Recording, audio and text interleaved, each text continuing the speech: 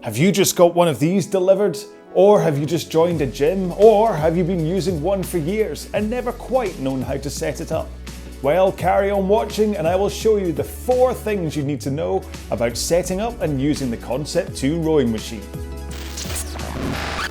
First up, it's important to know that this is a machine of 2 halves, okay? Every time you sit down on a machine that you haven't used before, check this. The machine comes apart. There's a flap at the front, which you lift up and then pull up the rail, and you get 2 halves of the machine. You need to make sure it's secure. There's a hook underneath the rail, and there's a bar at the front. The hook goes over the bar. They slot together. Make sure the flap's sitting down, and you are safe to row. Next up, you need to make sure that everything is the right way round. As for the seat, make sure that the little cutout divot is at the back and that the little lump is at the front. You'll be surprised how many times you see people with machines where this is the other way round. Then go to the handle, make sure that the bolts on the handle are on the underside and that the grid lines are on top. You'll know if you've got the handle the wrong way round because the sides of it will point up. You don't want them to point up. And then finally, just take a look at the front legs on your machine. Make sure they're sitting flat on the floor with the wheels at the front. If it's the other way around, there's a good chance the front bracket has been attached the wrong way round. So now that you know that your machine is not going to come apart and you've got everything facing the right way round, you can start to look at personalising it for yourself. Now, this is something that you only have to do once on your machine at home if it's only you using it, but if you go to gyms or other places where other people use the machines, these are the things that you have to do every single time you use it to set it up for you. It's always a good idea for your one at home to check it now and then just to be sure. Anyway, let's start off with the monitor. You want the monitor to be at round about eye height, okay? So you don't have to look up and you don't have to look down. If you're on a Model D like this, then you've got the arm that moves and the main monitor will swivel back and forwards as well. If you're on a Model E, then it's got a fixed arm, so all you'll have is the swivel of the monitor. But it should be set at round about the right height for you anyway. Once the monitor's set up, you can start to look at the foot stretchers. The foot stretchers play a vital role in your body angle and mechanics as you come into the front of the machine to take your stroke. Ideally, what you want is to have your shins pointing vertically as you come into the front. This gives you good compression ready to launch out as you take your stroke. Now, if you set your foot stretchers too high, as you come into the front of the machine, what happens is you're all bound up, your knees are up in your throat, you can't quite get that compression right, it's all in your lower back and you're going to lose power from your stroke. And then if you set the foot stretchers too low, then what happens is it all becomes way too easy to get really far forward at the front so that your shins go past vertical. Now the danger with that mostly comes down to a power leak, whereas because you get to the front, your butt scoots back before you get a chance to connect to the flywheel. And that scoot is lost power from being able to get into the machine and making that flywheel spin. So what do you want? Well, ideally, what most people suggest is that you set the foot stretchers to a height that they can cover the bottom lace on your shoe, the kind of horizontal one.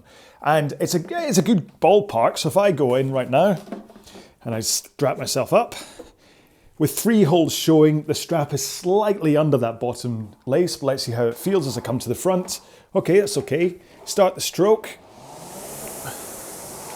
And I feel my shins are in vertical as I get to the front, but I also feel a little bit, like I say, bound up, like everything's kind of fighting against that stretch at the front. So if I then lower the foot straps down by 1 notch, the strap is now firmly covering the bottom lace of my shoe. And if I give this a go, it's a lot more comfortable to come into that shins vertical at the front of the stroke. However, I also realise that I could overstretch at this point. It's giving me like a little bit too much flexibility into the front. So I have to be, if I'm setting it to 2 holes showing, I have to be very careful to not over slide and have the shins going past vertical. So for me in shoes, it's a way up between 3 holes showing where it's a little bit tight, but I know I can only get to vertical, or 2 holes showing where it's a lot more comfortable, but I can actually go past vertical. However, what I'd say is try whatever pair of shoes you're going to row in. If it's different each time, always check to see how it feels. For instance, I usually row in socks. So if I go in with 2 holes showing in socks and go for a test, then I can get right past that vertical position. I can really go far. Now I do tend to still row with 2 holes showing because I prefer that the less of the binding up of the hip flexors at the top, but I just have to be very careful when I'm rowing to be aware of whether I'm going too far or not. Now the important part really when it comes down to here is power, okay? So it's power and comfort. So if you're able to get all of the power into your stroke and you're able to do it comfortably so you don't feel that things are tightening up, you're not taking it in the lower back, then hopefully you found the right foot stretcher position for you. But like I say, experiment. Even if you've been rowing a certain way for a few months, just every now and then take it up a notch, take it down a notch, just see how you feel, whether your flexibility's improved or whether you're tightened up or not. Because these foot stretchers really are heroes for controlling your power and comfort on the rowing machine. So the last thing to look at for personalising the machine is the drag factor. Now what's drag factor, you say? Well, that's what this lever at the front of the machine controls. Now I've got a separate video where I talk at quite some length, like 20 minutes, about what drag factor is, why it's there, where you might want to set it to, and I'm really just not going to get into that today. If you want to watch that video, then please go check that video. I'll link to it in the description, and it is kind of interesting from the knowledge point of view. But for the time being, what I want to say to you is do not get into the habit of thinking that you have to set it to 10, that you have to put the lever all the way up to the top and that's how you get the best workout from the rowing machine. That's not how this machine works, okay? It's not like a spin bike. It's not like whacking it up to max to get the big guns workout and then put it down to minimum for the easy recovery. That's not how this works at all. Basically, it controls the airflow that goes into the drum, and that kind of affects how heavy the stroke it feels, but it's not like a spin bike. This is the way to think about it, right? You've got 2 people running a race up 100 steps, okay? Exactly the same steps, and they're side by side. One of them is going to do it at 5 steps at a time, and the other one is going to do it at 1 step at a time. Now the 5 step at a time person is equivalent to setting the lever all the way up at max, and the 1 step at a time person is equivalent to setting the lever all the way down at 1. They both start the race at the same time, they both go up in their own little way, and they both finish at exactly the same time. Was it a fair race?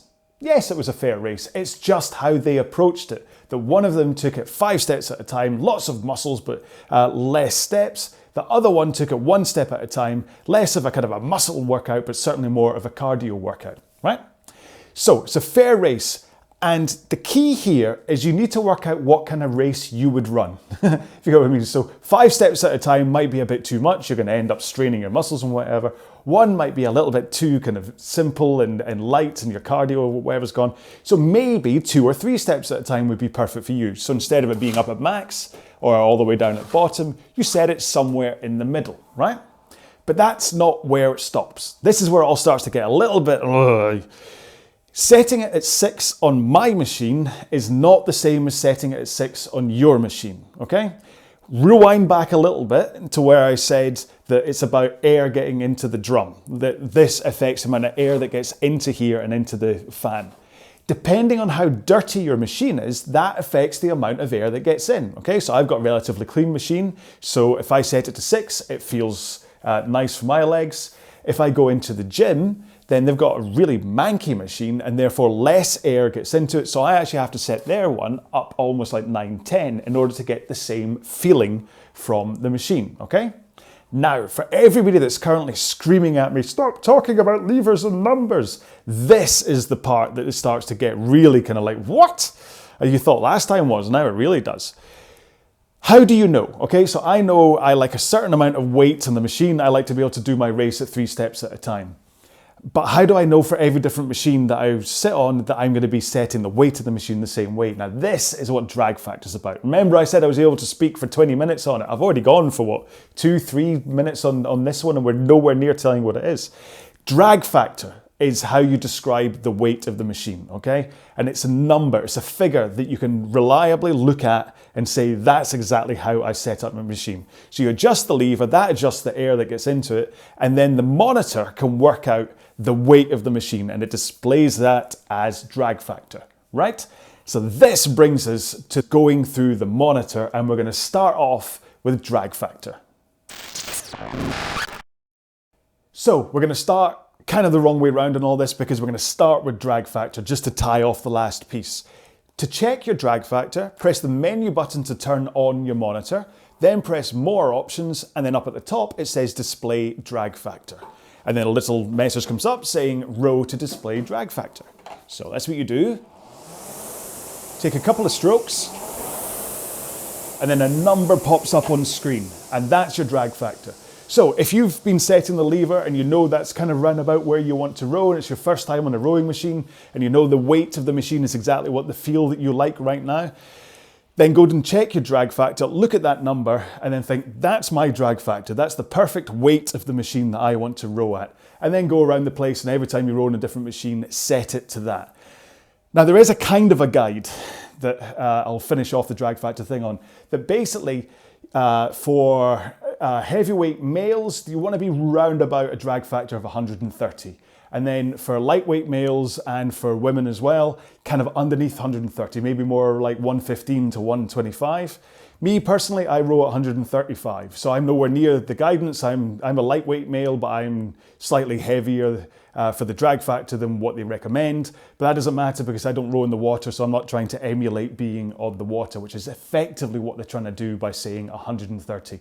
But what it does for me is it means that when I'm rowing a 2,000 meter time trial, then I'm using what muscles I have to their absolute maximum through that, and I'm using my cardio at the same time. So that by the time I finish a 2K time trial, I'm completely tapped out. My muscles are completely gone, my cardio is completely gone, and I know that there is not one more watt of energy that I could put into it.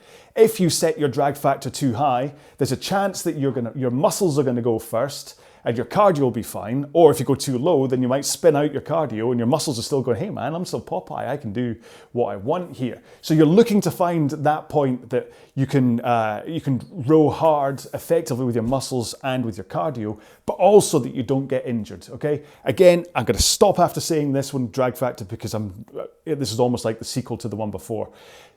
Be wary of setting it too high. The whole thing I was saying before about setting it up to 10, if you have a clean machine and you set the lever up to 10, you're going to be close to 220 drag factor, which is a really heavy stroke that you're pulling. And the chances are your technique is going to fall to poop if it's that heavy, that you're going to be grabbing with your arms early, you're going to be swinging your back early, taking it all in your lower back to try and fight against that weight of the machine, and you're going to end up injured. You're going to have maybe intercostal tears, you're going to have golfer's elbow, you're going to have your psoas muscle might kind of start to get sore. So please, I implore you, don't just whack it up to 10 and think that that's what you're meant to do. You're not meant to do that. Think of the two guys or girls running up the steps at the same time, one at 5 at a time, one at a time. It doesn't matter. And don't let a PT snarl at you for not having it up there, but also don't let them just say, oh, set it to 6. That's not the point. You work out how you want it to feel. You check your drag factor,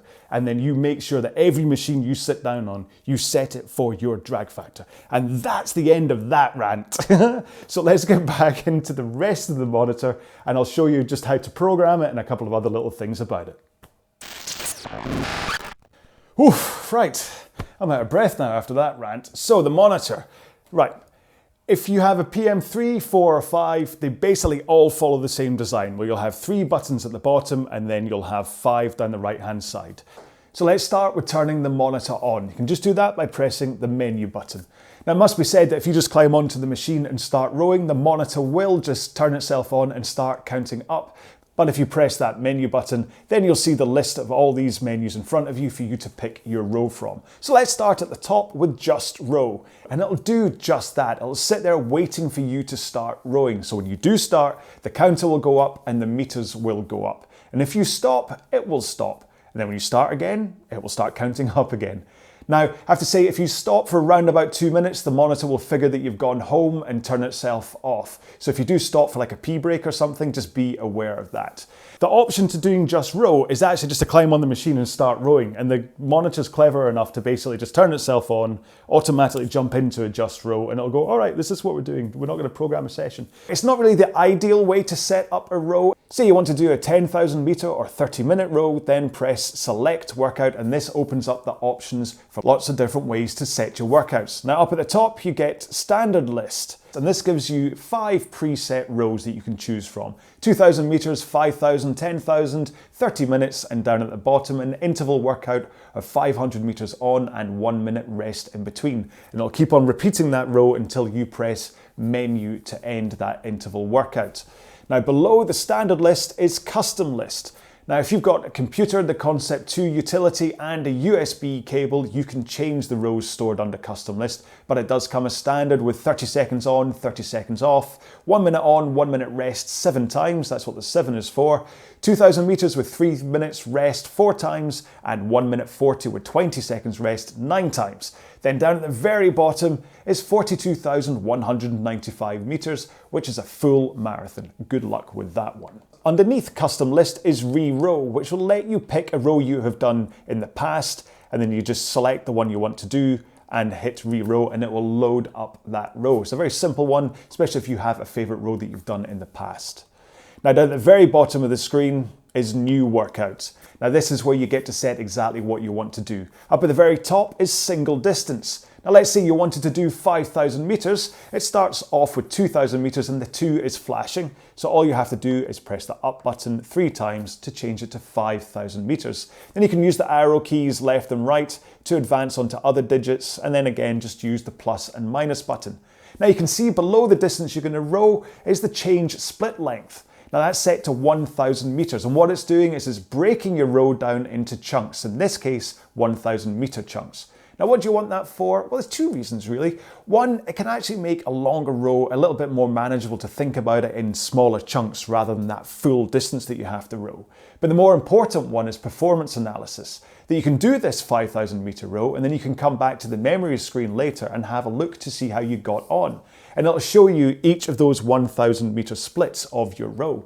So maybe you started off the first 1,000 meters really fast, and then you kind of tired yourself out, and the next 2,000 meters you suffered and had to slow right down, and then the last 1,000 meter, that last one, you got a second wind and you were able to go full guns and were able to go a lot quicker. So by looking at that memory screen, you can say, well, maybe I went a little bit too fast out at the beginning, and maybe next time if I don't do that, then I can maybe just time it a little bit better and pace myself and do a better 5,000 meter distance. So from a performance analysis point of view, that's where split length really does come in. Now down at the very bottom of the screen, you will see the optional pace boat, which again you can change with your up and down buttons. Well, what it is it just runs along at the bottom of the screen and you just try and keep up with it. So say you wanted to row at a pace of 2 minutes every 500 meters. Well, this little pace boat will row steadfastly at that pace, and all you have to do is keep up with it to make sure that that's the pace that you are rowing at. Very useful. Once you've sorted out the row that you want in the monitor, press the tick button and that's it. It's set and you're ready to go for your row. Now it's very similar for single time, where instead of distance is the time, and this time the split length is set as a time value instead of distance, but you also get the optional pace boat at the bottom. Below single time is single calorie. The performance monitor kind of works out an average of calories burnt as you're rowing, so this is where you set a calorie amount that you may wish to row for. And below single calorie is intervals, and this is where your rowing gets interesting. Again, it's broken down into distance, time and calories. So if you go intervals distance, and it'll start off with a 500 meter row and no rest time, which isn't much of an interval. So if we change the rest time to 1 minute, press the tick button to start, and what will happen is you'll row for 500 meters and then the rest counter will go for a minute. And then it'll come back up and say, are you ready to go again? And then you go again, and then it'll give you a rest, and then it'll pop up and go, going again? Okay, and then it'll go again. And it'll just keep on repeating that cycle of 500 meters and the 1 minute rest until you stop, okay? Until during one of those rests you go, oh, I'm done, and you press the menu button. And it's just the same for intervals time and intervals calorie, where you set the amount of time or calories you want to burn, your rest time, and then you set it going. Now, one thing to point out is that you don't have to set a precise rest time. If you use the arrow keys to land on the set rest time, you'll see it starts flashing. Press the up and down buttons, and that will change it to undefined rest time. Now, what this means is that you will row your, in this instance, 1 minute piece, and then the counter will start counting up for a maximum of 10 minutes, waiting for you to press the 4th button down, which will continue to next interval.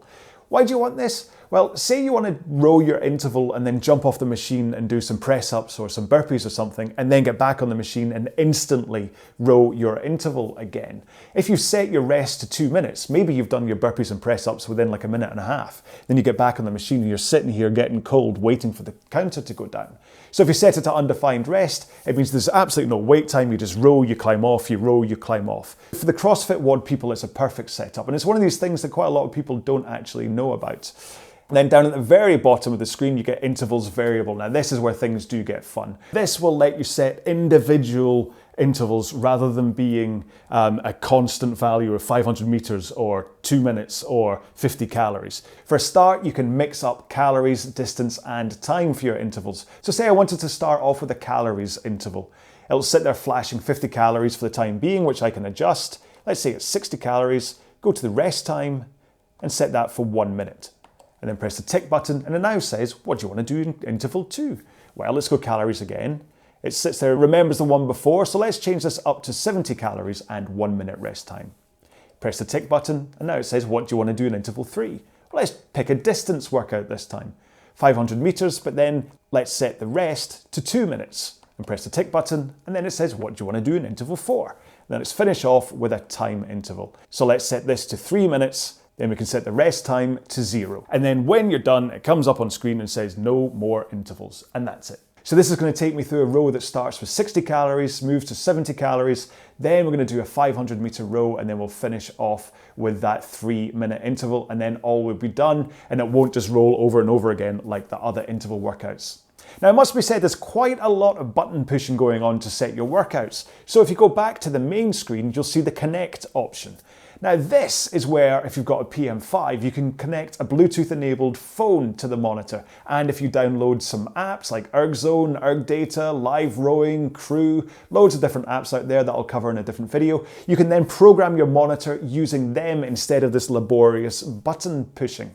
Now this screen is also where you can connect your heart rate monitor, usually the chest straps. Now you can use like the, not an Apple Watch because it doesn't broadcast Bluetooth, but like Whoop strap will broadcast. Just press connect heart rate and it will start searching for a Bluetooth or Ant Plus enabled heart rate sensor. In this case, it's found my Whoop strap. So all I have to do is press the button next to it, it'll search for it, it'll connect to it, and then eventually it will come up with a confirm selection button right about the bottom of the screen. Now, I'm not a big fan of the Whoop strap because it currently says that I've got 104 heart rate, and it's because I'm moving around it. Every time I move, it thinks it's a heartbeat. Anyway, confirm selection and that's it, done. So it's connected, and when I start rowing, it will pop up on screen, which I will show you in just a second. Anyway, so continuing our journey through the monitor, once you've set your workout and you've done it, you might want to see how you got on afterwards. And that's when you go into the memory screen. It was basically just a history of your monitor. So up at the top, it gives you a summary of lifetime and all the meters you've done, lots of nice info to see how far and how long you spent on the machine. Below that is monthly total, so that breaks it down into how you get on month by month, which is interesting from a seasonal point of view. So you can see when maybe over the summer months when you're doing things other than indoor rowing. And then you get list by date, which basically just gives you every row you've done in order in a kind of descending backwards through time point of view, which is quite useful. This is the one that I go to see how I've just got on. So if I go down to yesterday's 8,888 meter row and then press the magnifying glass, it gives me the breakdown of this row. Now you can see here that I'd split it into 4 sets of 2,222 meters. And when you look at the screen, you can see the first one, I was at 20 strokes a minute, then I sped up to 22, 24, 26, and then my pace was also going faster as I went through each of them. So I come back to that screen at the end just to make sure, as that was my plan, that that's exactly what I had done. So once you finish your row, that's a great place to go back to take a look and see how you managed to do. Now the one button to show you here is this one here that has a V next to it. That pops up a verification code. Now, what do you need that for? Well, if you have a logbook on the Concept2 website, they have a series of rows called ranked workouts. Things like 30 minutes, 2,000 meters, 10,000 meters, 1 minute, which you can enter in how you got on and it will rank you against all the other indoor rowers who also have logbooks. But what's to stop you just saying, honest, I rowed 12,000 meters in 30 minutes?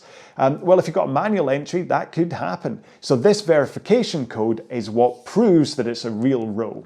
Now, it's not going to prove that you were the one that did it, but it'll at least prove that it is a real row. Now going back to the apps that I spoke about before, most of them will automatically upload to the logbook and that upload will be verified. So it's another reason to go down the app route if you're able to. Down at the very bottom of the screen is more options. Now we've already done display drag factor. Underneath that is racing, which if you use a PM5 monitor will allow you to connect to other PM5s and you can race between machines. Third one down is games. The fish game, darts and target training aren't just there for fun. They're actually really good at helping you with stroke control and making sure that you get the power out smoothly as you take each stroke. And then you get information, which basically gives you lots of info about the monitor. And at the bottom, utilities, which tells you about the battery and stuff. I'll let you go through them yourself because they're just things to investigate rather than helping you use the monitor. So let's take a look at the actual race screen. So we'll go select workout, and then I'll do standard list and 2,000 meters. Now, this is the screen that shows you most information, okay? So this one you get by pressing the top button on the monitor. Up at the very top, it tells you the distance that you are going to row, and next to that is your stroke rate. Now, this is your current stroke rate. So what it's telling you is how many strokes you are taking per minute at that time. So I could quite happily be rowing along at 30 strokes a minute, then I could slow right down to 20 strokes a minute, and that will slow down instantly to 20, okay? It's not an average, it's a current stroke rate. Beneath that is your pace. Now currently that's described as the amount of time it would take you to cover 500 meters. It's a bit of a weird way to look at pace, but when you break down a lot of rows into 500 meter chunks, and also because of the way that a lot of the indoor rowers and on the water rowers talk about pace, it makes perfect sense. The third line down, this would be your elapsed time on the row, and next to that is the heart rate. This whoop strap is still running high.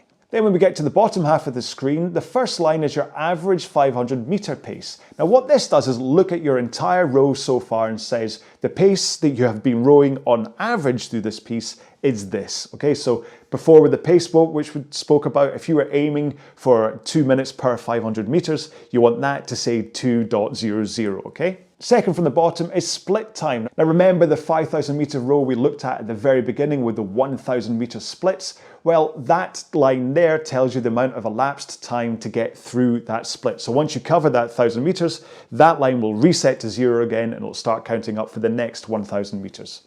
And then down at the very bottom is projected finish. So what it does is it looks at your row and says, well, you're at the pace you're currently rowing at, you are likely to finish your 2,000 meters in this time. So if you're aiming for an 8-minute 2,000 meters and it's showing 8 minutes 10, then you better speed up.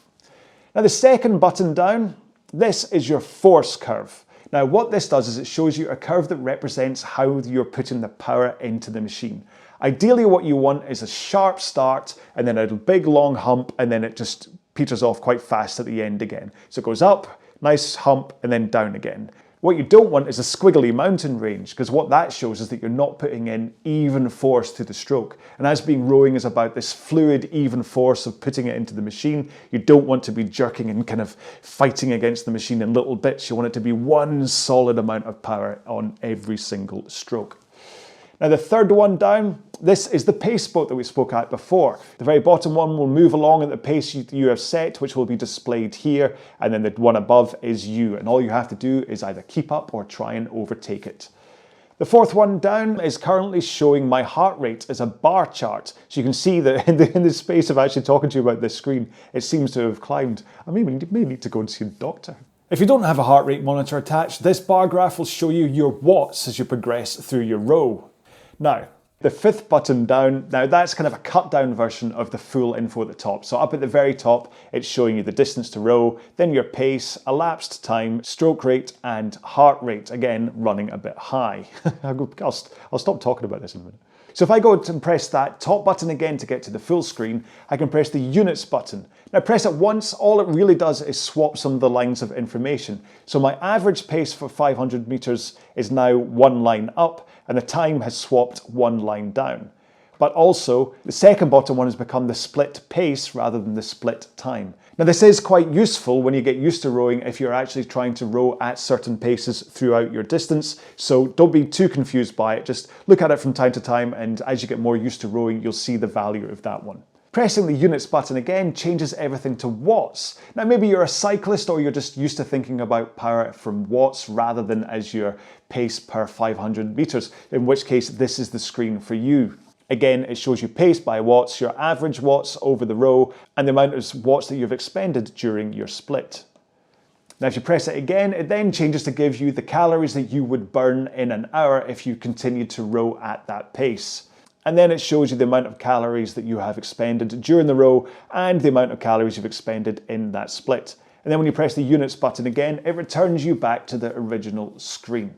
And in case you were wondering what the display button did, it basically acts the same as these buttons, cycling through each of the different options. Handy if you're in the thick of a row and you can launch forward and just cycle through by hitting the display button rather than trying to pick one down the side. The back of the monitor is very simple. This is the battery cover. This is where the sensor cable connects. This is a reset button. This is where you connect to a PC via a USB cable. These two ports are for connecting in a race situation. And finally, this is where you connect a USB stick to save your workout data to upload to the logbook via the Concept2 utility or to update the monitor's firmware. And that's really it for the monitor. It's incredibly simple. I mean, there's quite a lot in there, but still incredibly simple what it does. It's almost like the old Technics 1210 turntables that basically all they did was make a record turn round. There was nothing fancy about them at all. And they were bomb-proof as such. Just nothing went wrong with them. And that's the thing with this monitor. It's so simple. There isn't this big fancy screen, all that stuff to drain batteries and to go wrong. And they're very cleverly with the wireless connection and allowing apps to connect to it. It's the app that then gives you like the whiz-bang functionality. The monitor is always just rock solid sitting there and it's black and white, just waiting for people to row. It's not fancy, it's not complicated. It lets the other things be complicated. It's an incredibly robust, fantastic piece of machinery, and the consistency you get from it and the way it's designed and the fact that we can all race each other on these machines, and the fact that the drag factor means that it doesn't matter whether you've got yours set up at 10 and I've got mine set up down at 1. It is even. And the fact that you can connect to the internet from the plug on the back of it, and I can use software like RowPro, and I can be here in Glasgow and I can race somebody in Australia and someone else in America.